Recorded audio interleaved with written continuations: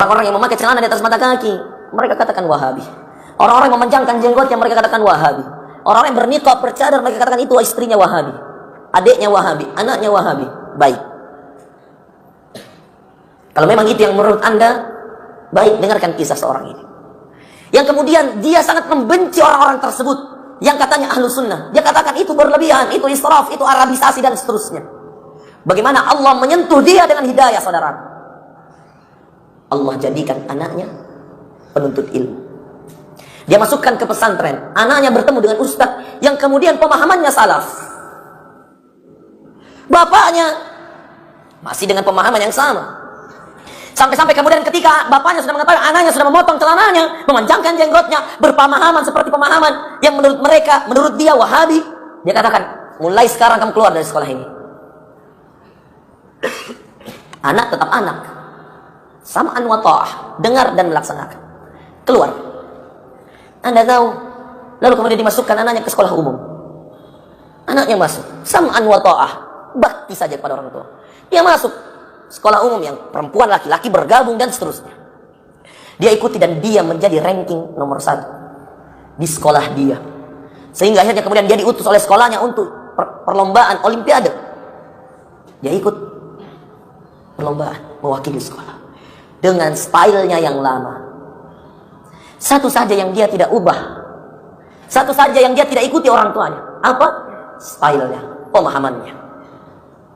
Gurunya jadi respect. Sebahagian teman yang mengikuti, bahkan dia membuat kajian. Dia membuat kajian di SMA-nya. Dia membuat kajian, tidak segan-segan dia membuat kajian. Di beberapa kali percakapan dengan gurunya, dia tidak segan-segan memberi nasihat. Meskipun terkadang dia mendapatkan celaan, hinaan, cobaan dan seterusnya, itu biasa menurut dia. Dia katakan, inilah tantangan saya, berbeda ketika saya di pesantren. Dia lalui sampai dia masuk fakultas kedokteran terbaik di universitas terbaik di daerah dia, di Jawa Tengah. Lulus dia fakultas kedokteran, jalur undangan. Hafalannya 30 juz, saudara. Anda mau tahu, orang yang seperti ini dia bertahan demi ayahnya. Bagaimana ayahnya tidak menangis ketika ayahnya mendapatkan anaknya lulus di fakultas kedokteran dan dengan style yang sama, lalu kemudian ayah mengatakan, coba ajarkan aku sedikit saja apa yang kau ketahui tentang pendeknya celanamu, panjangnya jenggot. Belum menjelaskan, anak sudah menangis, lalu mengatakan, jangan-jangan ini adalah pintu hidayah Allah untuk ayah. Dia bukakan hadisnya dalam Sahih Bukhari, dia bukakan hadisnya tentang bagaimana celana yang di bawah mata kaki atau kain yang berada, dia bukakan hadisnya. Dengan santun dia mengajar, dengan khas Jawa Tengahnya dia mengajar. Orang Solo, dia cerita. Belum selesai satu hadis, ayahnya sudah menangis. Lalu kemudian ayahnya mengatakan, saya selama ini salah. Belum selesai satu hadis di Sahih Bukhari.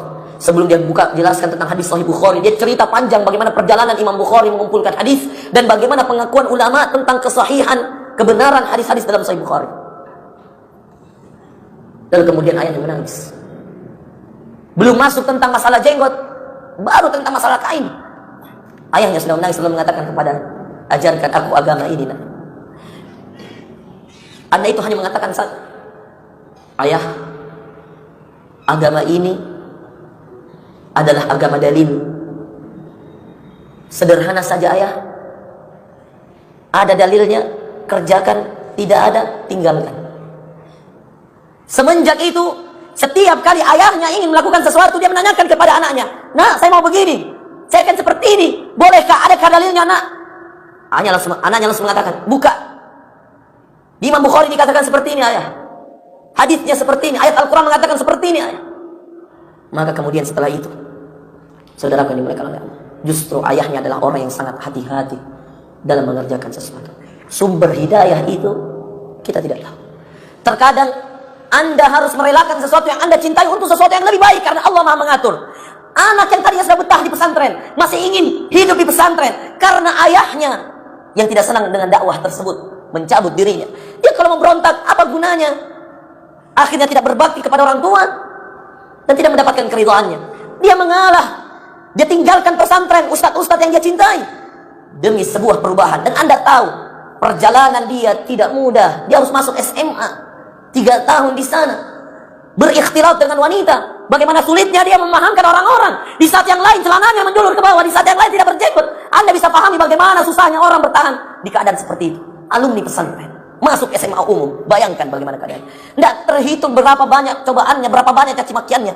Bertahan sampai kemudian orang mengakui siapa yang baik, siapa yang buruk.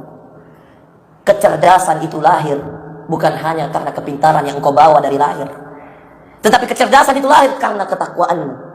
Wattaqullaha wa yu'allimukumullah. Bertakwalah kepada Allah, kata Allah dalam Al-Quran, maka Allah akan mengajarimu. Jadi kalau Anda ingin tahu bagaimana caranya menyelesaikan masalah, bertakwa.